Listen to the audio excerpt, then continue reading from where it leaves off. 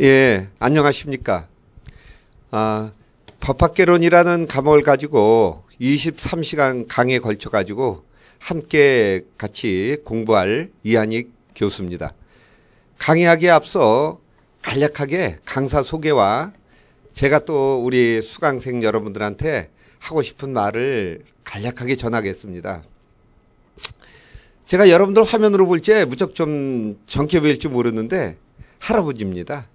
지금 61입니다.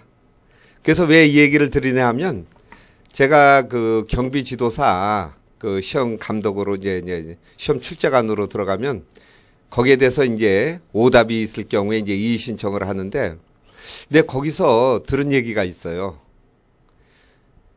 그 직장을 잡기 위해서 이걸 공부를 하는데 3년째 시험 본다고 그러더라고요. 그래서 요번에 안 되면 아내가 나가서 죽으라고 그랬대요. 그러면서 분명히 본인은 시중에 있는 책을 보고 이게 답이라고 해서 썼는데 이게 왜 틀리냐고 이것이 정확하게 가려지지 않으면 산업인력공단 앞에 와가지고 목숨을 끊겠다고 그런 얘기를 들었어요. 그래서 다른 사람들은 또 달리 들을지 모르지만은 저는 진짜 마음이 아팠습니다. 진심으로 얘기합니다. 왜냐하면 여러분들 생각에 제가 또 학식도 높고 또 사회적인 여러 가지 여건이 좋을 거라 생각하지만 그렇지 않아요. 저도 그냥 학창시절 철없이 지냈고 뒤늦게 공부했습니다. 그래서 그런 마음을 충분히 알기 때문에 비록 여러분들하고 피부로 접하지는 않지만은 정말 그렇게 같은 마음으로 함께 공부하고자 합니다. 그리고 공부를 많이 하시고 인지 능력이 있는 분들은 그렇지 않지만은 처음으로 이 법학 개론에 접근하신 분들은 어려움이 많을 거예요. 제가 충분히 이해합니다. 저도 그렇게 어렵게 공부했습니다. 그래서 함께 같이 한다는 생각으로 강의를 하도록 하겠습니다. 그리고 오늘 아침 제가 그 여기 강좌를 듣기 위해서 오면서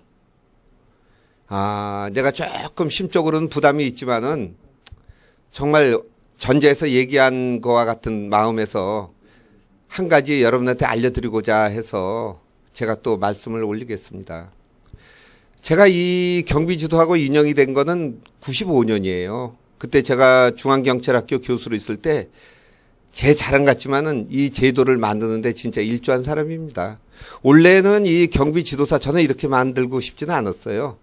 왜냐하면 사설 경호에 저는 비중을 뒀어요. 그래서 공인사설경호법 이렇게 만들려고 그랬는데 법을 한번 실제 접근해 보니까 그게 만드는 게 이해관계가 물려가지고 쉽지가 않더라고요.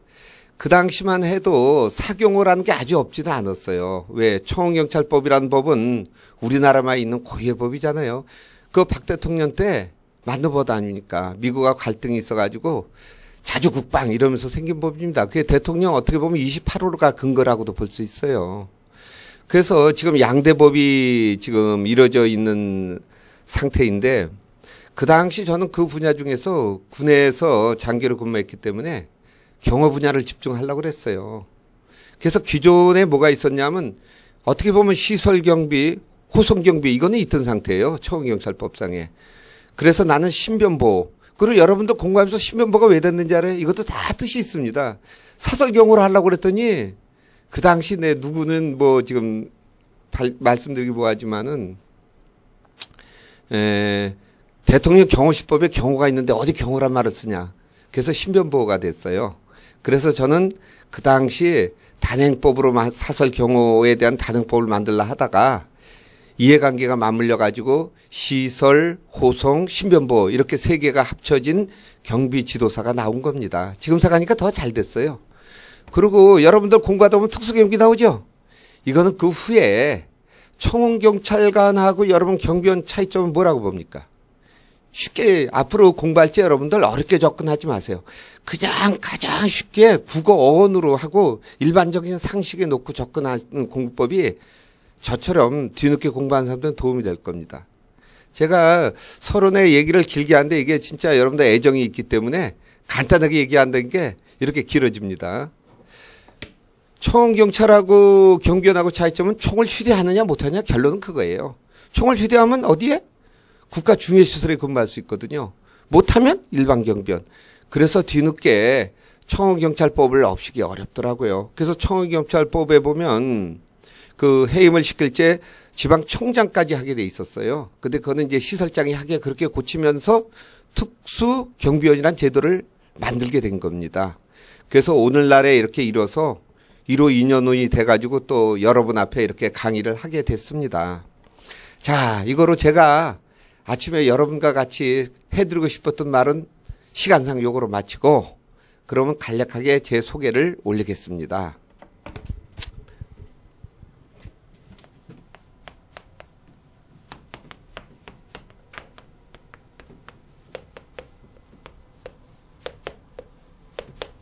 자, 제 이름은 이한익입니다. 여러분, 이거 익자는 별로 많이 보지 못했을 거예요. 이 앞에 설립에다 날개 붙인 건데, 이게 여러분들 옥편 찾아보면 이게 도울익입니다. 남을 돕다, 뭐 영어로 치면 헬프 이런 거겠죠. 그래서 이제 앞으로 남은 삶은 정말 도우려고 그럽니다. 그래서 지금 돕는 게 강의를 조금이라도 정말 내가 성실껏 하도록 하겠습니다. 그리고 저는 중앙경찰학교에 오래 근무했어요. 제 성품상 교수가 딱 맞더라고요. 응? 그래갖고 뭐 학식이 많아서 교수가 아닙니다. 그냥 거기는 주로 이론을 전담하기 때문에 교수 생활을 오래 했어요. 제가 10년 동안 거기서 근무를 했습니다. 그 당시 근무하면서 이 경비 지도사라는 제도를 만들었기 때문에 또 이렇게 인연이 된 거죠. 그리고 그 후에 거기서 승진을 해서 일선에 나와가지고 현재는 지금 그냥 수사과장으로 근무하고 있습니다. 예. 그리고 제 양력은 요거로 마치고요. 또 여러분하고 얘기하다 보니까 또 이렇게 제가 정이 많습니다. 그래서 내가 위험부담을 조금 갖고 여러분들한테 도움 말씀을 드리겠습니다. 여러분들이 실제 지금 원하는 거는 경비 지도사 합격 아닙니까? 근데 경비 지도사 그 출제위원회 들어가 보면서 느낀 점을 내가 종합해갖고 여러분이 좀 공부하는데 어떻게 하면 좀 요령 있게 하는가에 대해서 말씀드리겠습니다. 첫째, 이 법학 개론에 대해서 내가 느낀 대로 얘기 드릴게요. 법학 개론은 원래 이게 고전 학문이기 때문에 우리나라에 전공한 분들 엄청 많습니다. 근데 법학 개론 전공이라는 건 있을 수가 없죠. 이거는 육법에 대한 그냥 개론을 농하니까. 그러다 보니까 오시는 교수님이 어떻게 하겠어요? 민법 전공, 형법 전공, 형법도 얼마나 거기에 쪼개져서 전공이 있습니까? 그런 교수님들이 오시기 때문에 이제는 문제가 나올 때만큼 나왔어요. 그리고 이제 어떤지 알아요? 가장 산업인력공단에서 중시하는 거는 오답이 안 생기는 거예요. 그러다 보니까 오답이 안 생기면서 안 문제를 내려고 하다 보니까 얼마큼 문제가 점점 더 힘들어지겠어요.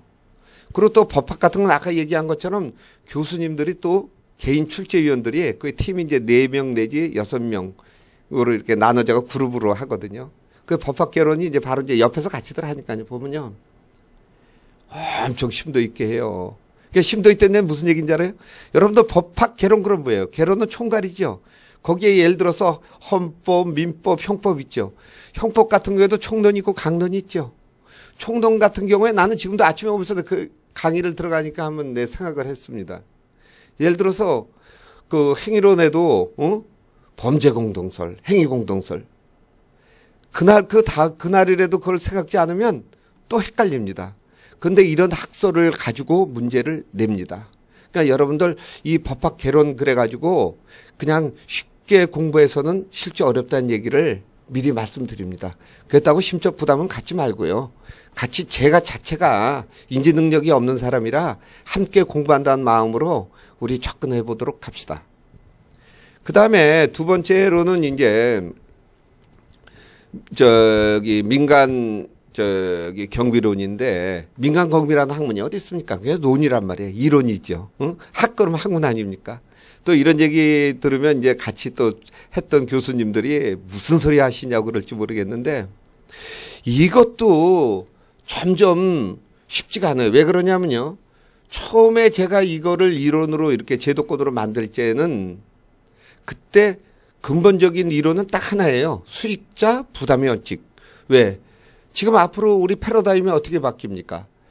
농경사에서 산업사회로, 산업사회에서 지금 어디로 와요? 정과사회죠. 정과사회면 뭐로 가겠어요? 복지사회 아닙니까?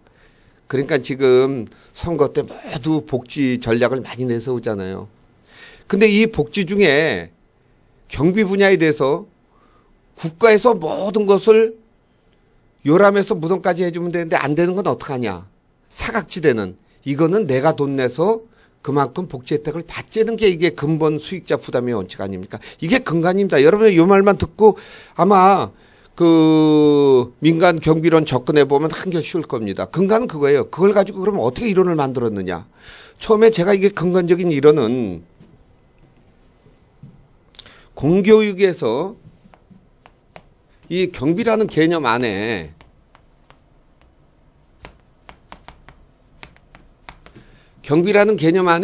크게 나눠서 공경비와 사경비 개념을 분략한 겁니다. 그래서 지금 여러분이 공부하는 제도가 바로 이 분야를 온 거예요.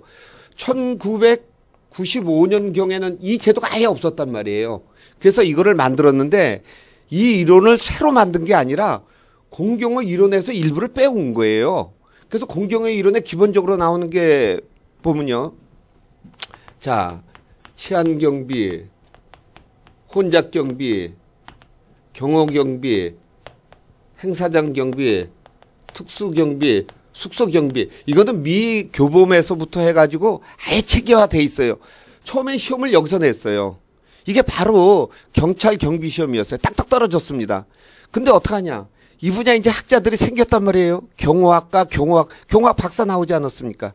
그러니까 이 분야의 이론을 빼가지고 사경호의 이론을 받는 겁니다. 그럼 이 경우에서 어떤 거를 뺐느냐. 치안경비는 안 되니까 안 뺐고, 그 다음에 혼잡경비, 그 다음에 경호경비도 그 당시는 대통령 경호실법의 경호라고만 생각을 했지 민간을 경호한다는 생각을 못 했거든요. 근데 그 당시 제가 경호경비도 사로 뺄 수 있다 이래가지고 경호라는 뭐를 못 쓰고 신변보호라는 말을 쓰게 된 겁니다. 그 다음에 행사장 경비는 청경찰에서부터 하고 있었죠. 그 다음에 특수경비는 아직까지 사경비에서 하기는 어렵습니다. 특수경비 같은 게 뭡니까? 대테러가 일어났을 때 서울 특공대가 거기에서 테러 작전을 하는 건데 이거는 무기가 사용되기 때문에 쉽지가 않죠. 그 다음에 숙소경비 같은 거는 사경비로 올 수가 있죠. 그래서 이 개념을 가지고 만든 것이 시설, 그 다음에 호송, 그 다음에 신변보호 이 제도를 만든 겁니다. 그래서 이 내용을 가지고 지금은 출제에 들어가기 때문에 기존에 이런 이 공경호 경비에 대한 개념은 딱딱 떨어졌지만은 지금 같은 경우에 이런 사설 경호는 새롭게 학문을 만드는 거기 때문에 얼마든지 새로운 이론과 새로운 모습을 만들어낼 수가 있습니다. 그러니까 저자가 쓴 한 권의 책만 가지고 되지 않고 그 저자가 쓴 내용이 꼭 객관적이고 통설이다라고는 또 볼 수가 없기 때문에 아까 처음에 서두에서 얘기 드린 것처럼 책에서는 이렇게 답이 나서 썼는데 왜 산업인력공단에서는 틀리다고 그럽니까? 그 사람은 정말 가슴 아픈 얘기를 하는 거죠. 그러나 객관적인 개념은 통설의 개념에 놓고 보기 때문에 그거는 책을 잘못 선택했다 이런 얘기가 나올 수가 있죠. 그래서 여러분들 내가 이 책을 교재를 흩어봤는데 내가 여기서 강의해서가 아니라 아주 내실하게 잘 만들었습니다. 그리고 또 여기 사장님이 출판하게 된 분은 내 개인적인 얘기를 하는 거예요. 정말 인품이 있으세요. 그래서 내가 오늘 이 자리에 또 이렇게 녹화를 하게 됐습니다. 그러니까 여러분들 그 책 만든 데는 여러 가지의 그 과정이 많으니까 꼭 그거를 깊이 한번 읽어보셔야지만이 접근이 가능할 거라고 말씀드립니다. 다음에 이제 나오는 과목이 뭐가 있느냐면요. 경비업법 있죠. 경비업법 같은 경우에는 경비업 플러스 청원경찰법이 같이 포함되어 있습니다. 근데 이것은 어떻게 공부하는 게 가장 효율성이 있느냐 하면요. 제가 이제 바로 이 분야 이제 출제위원이거든요. 오답이 안 나오고 기존에 안 나왔던 문제를 내려고 그러니까 가장 근간이 되는 거는 법전입니다. 근래에 나온 법전. 여러분들 법의 체계를 보면요. 법에는 제일 상위법인 헌법이 있죠. 그 다음에 그 하위법인 법률 있죠. 법률 다음에 뭐가 있어요? 명령이 있죠. 명령 다음에 조례가 있죠. 조례 다음에 규칙이 있죠. 이 법률에도 우리가 지금 봐야 될 법전이 두 개 있죠. 경비어법. 그 다음에 또 뭐가 있습니까? 청원 경찰법. 이 두 개를 합쳐서 시험 문제를 내는 겁니다. 그러면 경비어법에 대해서 다 법률로 만들 수 없으니까 그 예에는 명령으로 만들죠. 명령 중에 대통령령으로 만들면 뭐예요? 대통령령이죠. 총리로 만들면 국무총리령이죠. 각부 장관을 만들면 장관령이죠. 이 법 아래에 있는 것이 바로 뭡니까? 대통령령으로 만든 시행령이 있죠. 또 시행령 밑에 있는 게 뭐가 있습니까? 시행 규칙이 있죠. 그러니까 경비어법 시행령, 경비어법 시행규칙. 그 다음에 청원경찰법 시행령, 청원경찰법 시행규칙. 이 법전을 가지고 이 안에서 문제를 내기 때문에 정말 법전에 숫자 같은 개념, 이걸 정확히 보세요. 이게 문제로선 좋은 거 아닌데 현재 지금 출제 성향이 그럴 수뿐이 없게 됐더라니까요. 왜 그러냐면 문제를 안 새기고 안 놨던 문제를 내야 되니까. 예를 들어서 경찰청에 신고하는 것은 14일로 한다. 그러면 14일 이내로 한다. 이걸 갖다가 14일 이하로 한다. 그러면 여러분 법전 대충 보면 14일은 14일인데 이게 이내냐 이하냐 헷갈리죠. 요런 데 중점돼서 보세요. 법전만 가지고 여러분들이 익히면 경비어법은 합격 100% 만점을 얻을 수가 있습니다. 자, 그 다음에 나오는 과목이 경호법인데요. 그 선택을 얘기하는 겁니다. 이 경호법이 어떻게 보면 가장 시험에서 나는 가장 어렵다고 봅니다. 경호학이라는 학문 자체가 아직까지 통설이나 다수설로 딱 익혀진 게 아니지 않습니까? 근데 예를 들어서 한번 예를 들을게요. 아까처럼 공경호 같은 경우는 치안경비, 혼잡경비 이게 딱 개념이 이론이지만은 체계가 돼 있죠. 이걸 가지고 만들어 놨기 때문에 예를 들어서 의전경호, 뭐 그다음에 연예인 경호, 그다음에 뭐 행사장 경호. 여러분들 이런 경호 형식이 어디 있습니까? 이거는 경호에 대한 이론을 새로 구성해 놓은 거란 말입니다. 거기에 대해 갖고 문제를 낸다고 그러면 여러분들 그거는 자기가 만든 문제가 아닌 이상 그건 어떻게 되겠어요? 풀기가 쉽지 않을 거예요. 그러니까 여러 책을 많이 이거는 섭취하는 게 좋다. 그 다음에 이제 경호에서 가장 또 많이 문제를 내는 게 경호 예절입니다. 여러분들 예절 쉽지가 않아요. 여러분들 그 절할 때 오른손이 위에 갑니까? 남자가 왼손이 위에 갑니까? 난해하죠. 이런 것도 여러분들 옷 보세요. 제가 단추가 위에 게 왼쪽으로 갔지요. 그러니까 그와 같이 손도 오른손이 위로. 남자고 여자고 또 틀립니다. 여러분들 이렇게 예절 분야 그거 쉽지 않습니다. 태극기 국경일에 어떻게 다냐. 우리가 생활 속에서 이례적으로 느꼈기 때문에 쉽지가 않을 겁니다.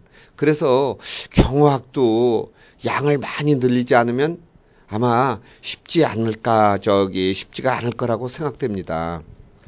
제가 좀 말이 빠르죠? 왜냐하면 딱 주어진 강의가 있는데 여러분들한테 좀 또 전자에서 얘기 드린 것처럼 정말 같은 형제 같은 마음으로 도움을 드리고자 해서 얘기를 드리느라고 이렇게 말이 빨라졌습니다.